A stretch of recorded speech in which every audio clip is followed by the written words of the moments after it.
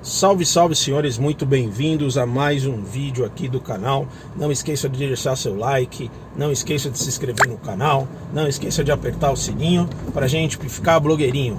Então, isso posto, vamos trocar mais uma ideia que é bastante importante, malandro, bastante importante. Os revertérios que dá na gente quando a gente começa a fazer terapia. Quando a gente começa a fazer análise, né?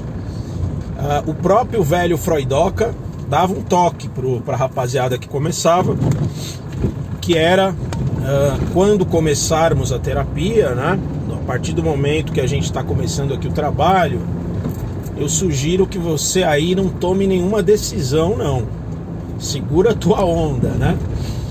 Esse é um conselho que está muito bem descrito ali no livrinho Cartas ao Jovem Terapeuta do Caligares, e que o Caligares, retomando esse princípio, ele valida. Então ele trabalhava nessa perspectiva, ou seja, ele falava para os seus analisandos isso, né? Mas vamos entrar um pouco aqui nesse assunto. Por que a gente começa a fazer uma análise, uma terapia, e ao invés de ter uma melhora súbita, né? Ou pelo menos uma melhorazinha, né? É frequente, não é uma regra, mas é comum, tá ligado?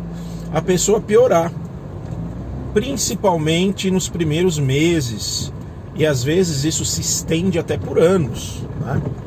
Então, como assim, né? Como é que pode, né? A gente tá pagando ali um trabalho, um psicanalista, e você dá uma piorada às vezes grande, né? Bom, primeiro é importante que a gente entenda que isso só comprova a ideia do inconsciente, né? A gente tem uma necessidade humana de falar, de endereçar o que está se passando dentro da gente para o outro, né? A linguagem, queridos, ela é outros, né? Mesmo quando você está sozinho, debaixo do betozinho, numa bad lascada, você pode reparar, você está conversando, você está falando, você está pensando. Ora, o pensamento é linguagem, né? Então você está reproduzindo algo que você recebeu da cultura. Então é impossível você estar absolutamente sozinho, porque você é um ser de linguagem, né? Então isso tudo é muito interessante. Quando você fala o que está dentro de você pro analista, você está endereçando ao outro, né? Os seus pensamentos, as suas emoções, as suas restrições, o seu sofrimento.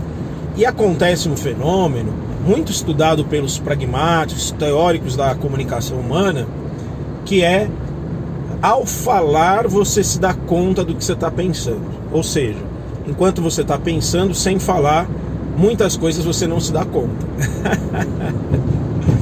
E aí, queridos, é muito do caralho pensar isso, porque, ora, eu posso ter um caminhão de conflitos dentro de mim, que eu não me dou conta, e que ao falar para um psicanalista, eu me dou conta, cai as fichas, né? Muito usada essa expressão pelos analisantes. Mas podemos ainda dar uma problematizada. Mas qual a diferença de falar para o analista do que de falar para o amigo, para o grande amigão? Ora, tem uma diferença muito importante, né? A motivação que está ali na fala frente a um psicanalista é muito diferente das motivações geralmente mais soltinhas com os amigos, não é?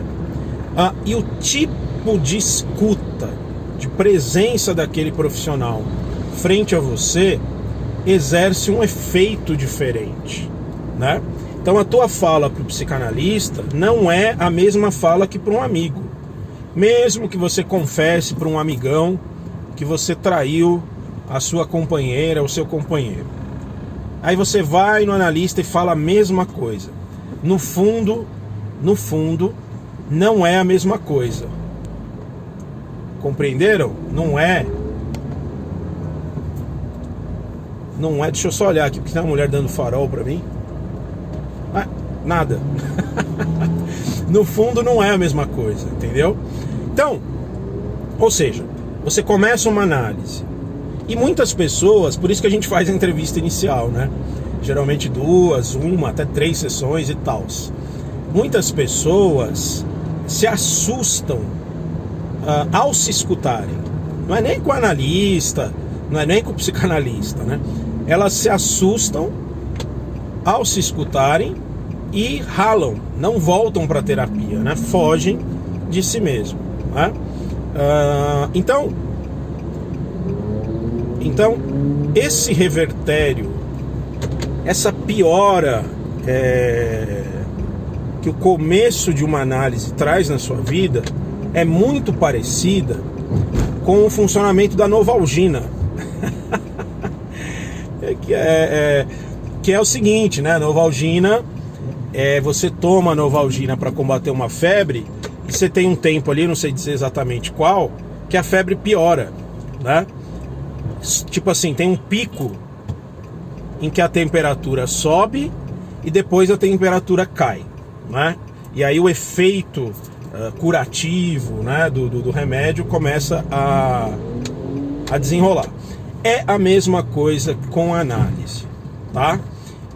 Claro que isso não é uma regra, não há regras que expliquem a totalidade dos fenômenos analíticos, mas costuma ser assim. Às vezes é o contrário.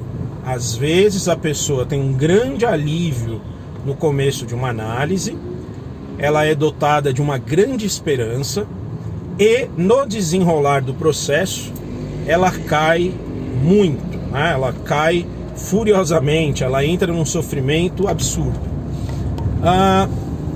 Acontece que tudo isso que eu estou aqui dizendo pode gerar, no analisando, você que está aí fazendo terapia e tal, muitas observações distorcidas. A mais comum é a conclusão de que a terapia está te fazendo mal. A terapia é que te levou ao sofrimento, né? Ou seja, o trabalho ali mexeu onde não devia. Vira e mexe isso acontece, é muito comum nos consultórios, mas há dentro da gente, se a gente olhar por um prisma mais tradicional, psicanalítico, o que a gente chamaria de mecanismos de defesa, né? Ou seja, se algo mexeu na gente a ponto de nos levar a ficar mal, isso fala mais de necessidades nossas, não é? Do que do profissional, não é? Por quê? Porque esse profissional ele pode fazer interpretações erradas, ter algumas entradas erradas, ter condutas equivocadas, mas se isso não tiver alguma liga interna contigo, seus mecanismos de defesa expulsam aquela interpretação, não é? Então, a rigor, se você tá mausaço com a terapia, entenda que você entrou num processo que muito provavelmente você precisa passar.